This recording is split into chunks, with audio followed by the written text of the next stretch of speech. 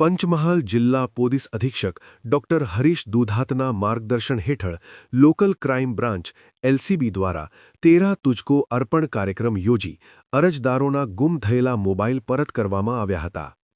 LCB PI NL Desai અને તેમની ટીમે સીઈઆઈઆર પોર્ટલ તથા ટેકનિકલ રિસોર્સની મદદથી વિવિધ કંપનીના કુલ 31 મોબાઈલ ફોન શોધી કાઢ્યા હતા, જેની કુલ કિંમત ₹6,84,038 થાય છે.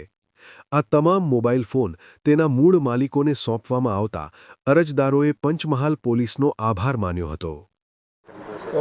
પંચમહાલ જિલ્લાના નાગરિકો દ્વારા નજીકના ભૂતકાળમાં ગુમ થયેલ મોબાઈલો બાબતે સીઈઆઈઆર પોર્ટલ દ્વારા એલસીબી પંચમહાલ દ્વારા રિકવર કરવામાં આવેલ જે કુલ 31 મોબાઈલો આજે તેના મૂળ ધારકોને પરત કરવામાં આવેલ છે અને તેઓ તમામે ખૂબ જ ઉત્સાહપૂર્વક અને પ્રોત્સાહિત થઈને આ કાર્યક્રમને વધાવેલ છે.